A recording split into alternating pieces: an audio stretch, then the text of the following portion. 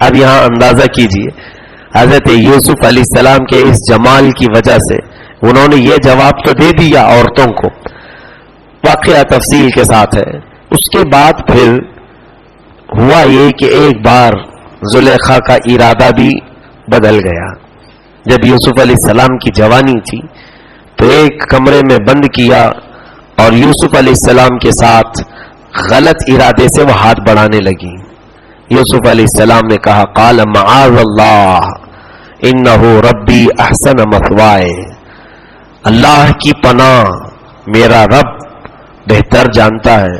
اور یوسف علیہ السلام نے کہا کہ میں انبیاء کے خاندان سے ہوں، میں انبیاء کے خاندان سے ہوں، نبی کے جسم پر یا نبی کے اخلاق پر کبھی کوئی گناہ کا دھبا نہیں آ سکتا. وَلَقَدْ ہَمَّتْ بِهِ، یعنی ان کی طرف ارادہ کیا، لیکن یوسف علیہ السلام وہاں سے اپنا دامن چھوڑا کر بھاگنے لگے. جیسے ہی آپ وہاں سے بھاگے تو زلیخا نے پیچھے سے آپ کو کھینچا تو آپ کا جبہ پھٹ گیا، پیچھے سے دامن جو ہے پھٹ گیا، جو کرتا پہنے ہوں گے آپ یا جو بھی، تو وہ پھٹ گیا. اتنے میں عزیز مصر کے سپاہی دوڑتے ہوئے آئے، دروازے کو آپ بند پائے تو سارے لوگوں پر زلیخا واویلا کرنے لگی کہ ہائے ہائے یوسف میری عزت پر حملہ کر دیا تھا. ظاہر سی بات ہے اپنے پروٹیکشن کے لیے سارا الزام کس پر ڈال دیا؟ یوسف علیہ السلام پر. سارے لوگوں کو بلایا اور کہا یوسف میرے اوپر حملہ کر دیا تھا، میری عزت پر، عصمت پر. تو سارے جتنے بھی تھے وہ سب جمع ہوئے. پھر زلیخا خود اپنے شوہر کے پاس کہتی ہے قالت ما جزاء من اراد باہلک سوءا، تمہارے گھر والوں کے ساتھ جو برائی کا ارادہ کیا ہے اس کے ساتھ اب آپ کیا کریں گے اے عزیز مصر؟ الا ان یسجن او عذاب علیم، سخت سزا دو یا اسے قید کروا دو. تو پھر محفل میں موجود لوگوں نے یہ کہا کہ ایسا ہے دیکھا جائے کون غلطی پر ہے، کیسے پتا چلے گا؟ تو صاحب وہاں پر جو عقل والے تھے انہوں نے کہا دیکھو جبہ اگر سامنے سے پھٹا ہے تو اس کا مطلب ہے کہ یوسف کی غلطی ہے، یہ بڑھ رہے تھے، اور اگر ان کا کپڑا پیچھے سے پھٹا ہے تو اس کا مطلب ہے کہ زلیخا غلط تھی اور یہ جان چھڑا کر جا رہے تھے. فلما رآ قمیصہ قد من دبر، جب ان کا قمیص دیکھا گیا تو پیچھے کی طرف سے پھٹا تھا تو کہا کہ یہ تو زلیخا کا قید ہے، زلیخا کا مکر ہے، زلیخا نے یہ شرارت کی ہے. لیکن رونا دھونا ایسا ہوا، بڑے لوگ اپنے عیب چھپانے کے لیے پھر اچھے شریف لوگوں کو اندر ڈال ہی دیتے ہیں. عزیز مصر نے اپنے طاقت کے بل بوتے زلیخا کی سن کر حضرت یوسف علیہ السلام کو جیل بھیجوا دیا بغیر کسی قصور کے. کون سی غلطی تھی یوسف علیہ السلام کی؟ جیل میں بھیجوا دیا. اور ظاہر سی بات ہے کہ جیل اس وقت ایسے نہیں کہ کوئی بھی نکل کر کے جائے. اللہ کے نبی، اندازہ کرو میرے عزیزوں کہاں سے رب تبارک و تعالیٰ کن کن مقامات سے آپ کو گزار رہا ہے. وہ یوسف علیہ السلام جن کو دنیا کا سب سے بڑا حسن دیا گیا ہے، میرے آقا صلی اللہ علیہ وسلم کے بعد حسین و جمیل آپ ہیں، اور اس کے بعد بچپن میں آپ کو نبوت دی گئی، اس کے بعد وہ جو کن مرحلوں سے آپ کو گزارا جا رہا ہے. بھائیوں کے حسد کے شکار ہو گئے، کوئی آپ کی خطا نہیں تھی، آپ کی غلطی نہیں تھی، اور اس حسد نے آپ کو کنویں میں گرنے پر مجبور کر دیا. اسی حسد کی وجہ سے آپ کنویں میں گئے. پھر اس کے بعد بازار مصر میں بیچے گئے، پھر اس کے بعد زلیخا کے گھر میں رہ گئے، پھر زلیخا کی شرارتوں کے بعد پھر جیل میں قید ہو گئے. یہ اتنی منزلوں سے آپ کو گزارا جا رہا ہے، لیکن کبھی شکایت آپ نے کی کہ میرا کیا قصور ہے، مجھے کن گناہوں کی سزا دی جا رہی ہے؟ یہاں آلریڈی ہمارے پاس گناہوں کا انبار ہے، پھر بھی اگر کوئی مصیبت آتی ہے تو منہ پھٹ جاتا ہے، الگ الگ باتیں کہنے لگتے ہیں. میرے عزیزوں ایک نبی سے کوئی قصور نہیں، کوئی گناہ نہ ہو کر کے وہ جیل میں تھے، کوئی گناہ ان کا نہیں تھا پھر بھی کنویں میں ڈالے گئے، کوئی گناہ نہیں تھا اس کے باوجود بازار میں بیچے گئے. یہ تمام چیزیں ہم سب کے لیے بہت بڑی عبرت کی باتیں ہیں، درس لینے کی ہے کہ اللہ رب العزت جسے جیسا چاہے آزمائش سے گزارے. وہ قادر مطلق ہے. ہم اس کی کائنات میں ہیں، اپنے آپ کو اس کے حوالے کرو کہ مولا تعالی جس طرح چاہے ہماری وہ آزمائش کر سکتا ہے. یہ ضروری نہیں ہے کہ صرف تمہاری غلطیوں پر ہی وہ تمہاری پکڑ کرے گا یا پھر تمہیں آزمائے گا. ہاں، اعلیٰ ایمان والوں کو بھی وہ مصیبتوں سے آزماتا ہے، جیسے انبیاء اکرام علیہ السلام. یوسف علیہ السلام جیل میں رہے 1-2 دن نہیں میرے عزیزوں، 7 سال تک. کتنے؟ 7 سال یوسف علیہ السلام جیل میں رہے. اب جیل کے واقعات دیکھیے اب کیا کیا ہوا. ادھر تو مصر کے بھی حالات بدل گئے، سب کچھ ہو گیا. اب یوسف علیہ السلام کے ساتھ 2 قیدی اور بھی تھے. وہ قیدیوں میں سے وَدَخَلَ مَعَهُ السِّجْنَ فَتَيَانِ، 2 نوجوان تھے. ان 2 نوجوانوں نے خواب دیکھا تھا الگ الگ، اور صبح اٹھ کر کے یوسف علیہ السلام سے کہتے ہیں اِنَّا نَرَاكَ مِنَ الْمُحْسِنِينَ، ہم تم کو بہت اچھا آدمی سمجھتے ہیں، ہم نے خواب دیکھا ہے، ذرا بتاؤ کیا خواب دیکھا. تو ایک کہتا انی آصر خمرا وقال الآخر انی ارانی احمل فوق رأسی خبزا تأکل الطیر منه نبئنا بتأویلہ. ایک نوجوان کہتا ہے کہ کل رات میں نے دیکھا کہ میں انگور نچوڑ رہا ہوں، انگور کو نچوڑ رہا ہوں، اس کا جوس بنا رہا ہوں یا اس کا رس پی رہا ہوں. اور دوسرے نے کہا میں اپنی سر پر روٹی لے کر جا رہا ہوں اور اس پر سے پرندے کوے نوچ نوچ کر کے کھا رہے ہیں. دونوں خوابوں کی تعبیر کیا ہے؟ دیکھیں، خوابوں کی تعبیر اٹکل پچھو نہیں ماری جاتی، وہ ایک الگ علم ہے. حضرت یوسف علیہ السلام کا وہ بھی معجزہ تھا. حضرت یوسف علیہ السلام کو اللہ تعالیٰ نے خوابوں کی تعبیر کا علم بھی عطا کیا تھا. خواب نبوت کا 46واں حصہ ہے. کہا گیا مومن کے خواب سچے ہوتے ہیں اور ہر خواب کی کوئی نہ کوئی تعبیر ہوتی ہے، لیکن ایرے غیرے کو خواب نہ سنائے. جس کو خواب کی تعبیر معلوم ہو اسی کے پاس خواب بتایا جائے، ورنہ خوابوں کی تاثیر ختم ہو جاتی ہے. اللہ رب العزت کی طرف سے اشارے ملتے ہیں خوابوں کے ذریعے، یہ حدیث پاک میں.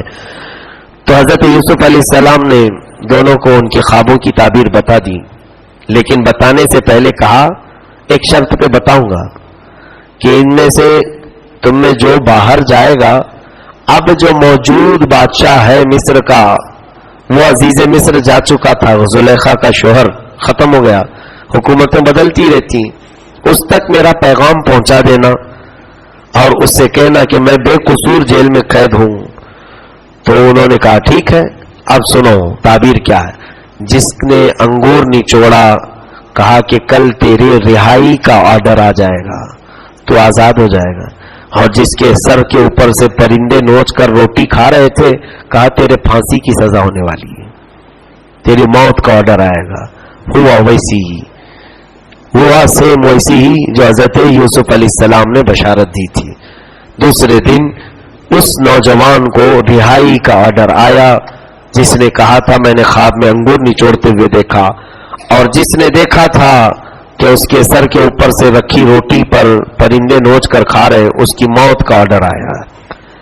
اب ایک تو مر گیا اور جو آزاد ہوا اسے جا کر کے بتانا تھا بادشاہ کو کہ جیل کے اندر ایک بہت ہی حسین و جمیل خوبصورت نوجوان کے ساتھ خوبصورت آدمی ہے، بہت اچھے اخلاق والا، وہ بغیر کسی قصور کے قید ہوا ہے، اسے بتانا تھا لیکن وہ بھول گیا. اللہ نے فرمایا وقال الذی نجا منہما وقال للذی نجا، جو وہاں سے نجات پا کر کے گیا ہے تو وہ بھول گیا. پھر فلبث فی السجن بضع سنین، پھر یوسف علیہ السلام کو 7 سال جیل میں کاٹنے پڑے. کتنے سال ہو گئے؟ 14 سال، بغیر قصور کے 14 سال. اللہ اکبر. اس کے بعد ہوا ایسے کہ مصر کا جو بادشاہ تھا اس نے ہی ایک دن خواب دیکھا. خواب میں اس نے دیکھا کہ وہ انی ارا 7 بقرات سمان یاکلهن 7 عجاف و7 سنبلات خضر واخر یابسات. 7 بھینسیں اس نے دیکھی یا 7 گائے، 7 گائے دیکھا اس نے، اور جو گھاس کی جو ڈھیر ہوتے ہیں اس میں سے 7 اچھے یعنی ہرے گھاس کے ڈھیر 7 اور 7 سوکھے گھاس کے ڈھیر. یہ ایک عجیب سا خواب تھا. تو بادشاہ پریشان ہوا کہ صبح اٹھ کر کے اس نے سب کو بلایا، جتنے بڑے بڑے علم والے تھے سب سے پوچھا کہ میرے خواب کی تعبیر کیا ہو سکتی ہے؟ 7 گائے میں نے دیکھے ہیں اپنے خواب میں، اور اچھی موٹی تازی، اور پھر 7 سوکھی یعنی ڈھیروں کو دیکھا ہے گھاس کے، اور 7 اچھے ہرے گھاسوں کی ڈھیر کو دیکھا ہے، اس کی تعبیر کیا ہو سکتی؟ سبوں نے اپنی اپنی طرف سے کچھ نہ کچھ بتایا۔ بادشاہ کی خوشامدی کے لیے، چاپلوسی کے لیے بہت سارے لوگ تیر چلاتے ہیں، ایسی ہی تو بادشاہ کو کوئی تعبیر سمجھ میں نہیں آئی۔ تو یہ جو جیل سے چھوٹا ہوا نوجوان تھا وہ وہاں محل میں موجود تھا، اس نے کہا میں ایک نوجوان کو جانتا ہوں جو بالکل صحیح تعبیر بتاتا ہے، بالکل۔